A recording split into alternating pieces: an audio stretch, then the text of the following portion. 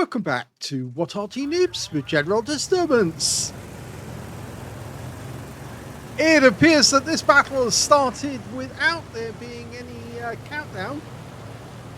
You're looking at a 105 leFH18B2, the French Tier 5 premium SPG that we know and love as VP Lab Pew Pew. You might know it as a leFH or a leaf blower. This one is located on the east side of Paris, and it's under the command of targy of 3 RTR. Now, it doesn't appear that targy is loaded in because his gun's pointing at the ground and he hasn't moved at all. Now, it's a 105mm light field howitzer capable of doing 410 alpha, 53mm pen, and 1.91 meters on the burst radius. And targy still hasn't come to life, but he will very shortly, I'm sure.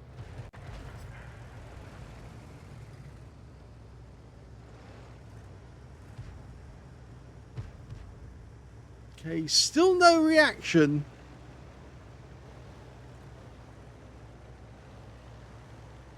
Well, whilst we're waiting for targy to come to life, I have got some good news for one particular member of What Arty Noobs.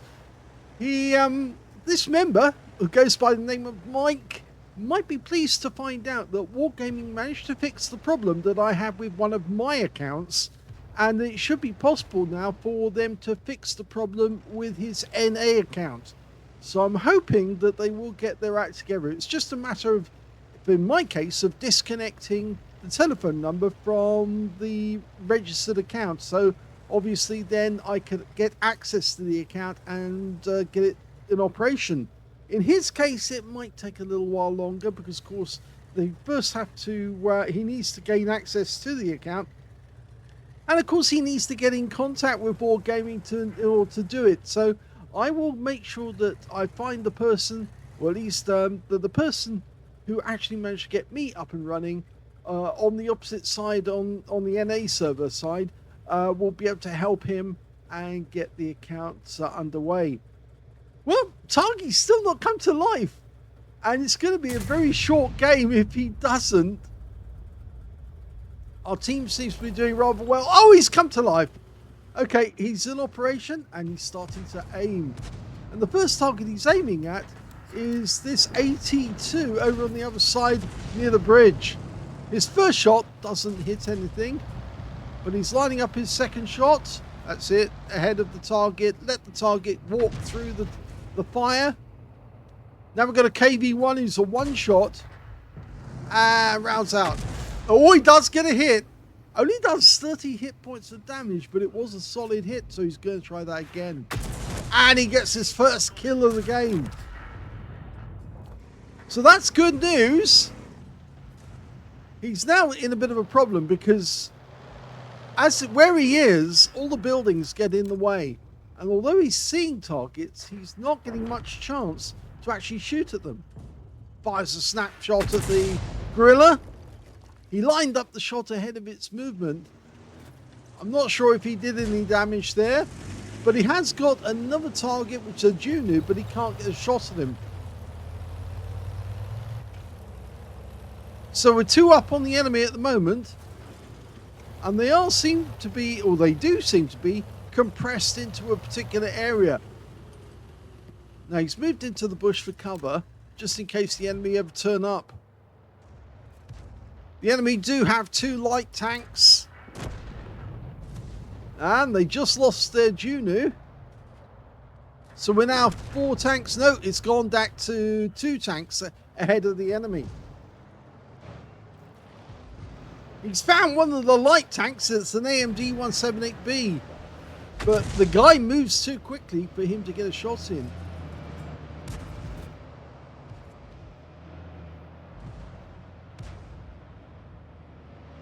Okay, he's anticipating the guy that's going around that corner. Oh, he's coming this way. But we're going to go for the Type 58 as well because he's stationary. Lands right next door to him, so give it another go. Rounds out. Direct hit. Looks like the other Arty in our team's also doing the same thing. That's the SU-122A. That one just missed. Oh, we saw the tree go down. That's normally an indication they've moved away. Okay, so he's got no targets at the moment. There's that light tank, the AMD again. The other light tank on their team is the T52. And it looks like the AMD has gone out into the field. Yep, and oh, managed to flip himself almost there. Unfortunately, not enough lead on that shot to get the target. And the enemy team is now ahead of us on one tank. You can see the AMD. He's just moving too quick to nail down.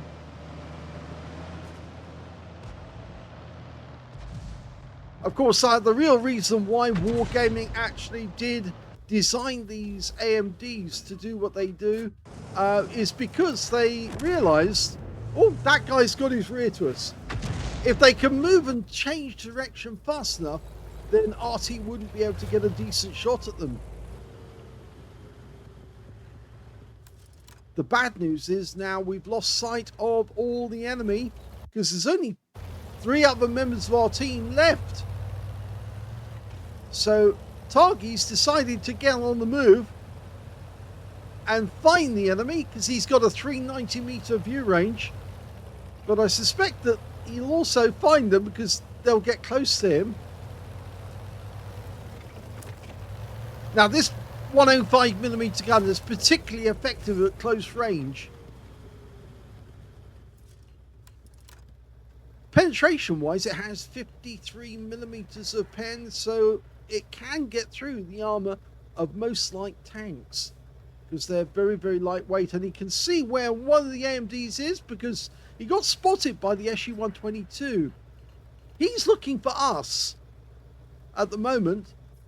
The SU-122's in the bushes near our cap area. Targy's waiting in ambush. That's a good idea under the circumstances. Here he comes. Unfortunately, he locked on, which is a good idea. And the T-52 can see him and gets nailed by him at close range because, of course, he stopped moving. And that's the critical thing. You can't afford to stop moving. We lose the SU-122A, but that AMD is determined to kill us. Just missed him, but we've got a fast reload. He's locked on. No, he missed him with that one. He's going to do the same again. If he comes in, he'll stop moving, and then we can nail him. Oh, got him! 2 shots, kills. And the AMD is down. So he's killed 2 light tanks at close range. He says, yeah, baby, whoa. It was very good. In fact, even the Staghound was impressed because he said, holy. And we know what the second word was going to be because it start with H, start with S, end with T. Yes, 4 letters I won't mention. But anyway, there's only one enemy left. It's the gorilla. Our teammate in the KV2 is out looking for him at the moment. But it's now up to Targy to get to the cap area and start capping. We've got plenty of time to find that gorilla. But what we do need to do is make absolutely certain we've secured the win. In fact, actually, the gorilla's gone. And that's a victory. Here's the end of battle stats, and that was a 3rd class tanker for Targy of 3 RTR in the 105 leFH18B2. Now, he did earn a very rare medal nowadays because, of course, enemy light tanks are so fast. Normally, they can outsmart an Arty and get the better of us, but Targy managed to get the enemy tanks to stop. And that made it much easier for him to kill them, and he got a cold-blooded medal. You have to kill 2 enemy light tanks at a distance of not more than 100 meters. And nowadays, with these fast wheelies, it's virtually impossible to do that. But very well done to him that he got a cold-blooded, very rare medal indeed. He also got a duelist for taking down 2 tanks who damaged him, and he got a Stark's medal as well. He took at least 2 hits from the enemy, lost 2/3 of his hit points, and managed to kill at least 2 enemy vehicles and survived the battle. And yes, that's a rare medal as well, because it does take a lot of effort to get a Stark's medal, because you have to take some damage, or at least to take 2 shots, which are non-penetrations, but would have been over 2/3 of the hit points for the vehicle. We look at the team score, we can see targy didn't score highly, but he did do well because he got 3 kills in the game. The top scorer was in fact the M6, who got 2,812 hit points. That guy got the high caliber. Second highest, the KV2 with 2,360, not far behind. He got the last kill of the game, which was the enemy gorilla. And the third highest damage was the AMD 178B. Yes, one of those pesky light tanks that tried to kill targy, but targy got the better of in the end because he managed to make them stop. He put himself in a position where they could not get shots at him unless they stopped in position because they ran up against the wall. So that's why it worked. When it comes to kills in that battle, top scorer was the KV2. He managed to get 5 kills, just one short of getting that top gun. 3 kills went to the M6 and also to targy and the AMD. They all managed 3. And when it came to base XP, he's in 4th place because the top scorer was the M6 with 1,157, the KV2 1,034. Those are the only 2 managed to get over 1,000 base, but targy got 582 base XP. Well, for most of the battle, he was asleep and hadn't logged in, but boy, did he wake up, and he actually effectively won the game, because if those 2 light tanks had survived and gone on to find the KV2, they would have killed him, and that would have been a win for the enemy team. Let's have a look at detail. He fired 21 rounds in the game, got 5 direct hits on the enemy and 1 penetrating shot, 7 splash. Damage of 463 hit points, of which 135 were at more than 300 meters. So you can see most of the damage was actually at close range. He actually did 4 hits from the enemy, only 3 of which penetrated. 1 non-penetration probably hit the tracks, and 110 hit points of damage blocked by armor. That's a 75mm gun. 4 enemy vehicles damaged, 3 killed, and excuse me, he earned a loss of 1,713 credits to the game because he had consumables. If he bought the consumables en masse, then obviously he would have actually made a profit. He also made 4,714 experience points after getting a mission completion for 3,492. So very, very good indeed. No words. They do and do not say B impedes your play.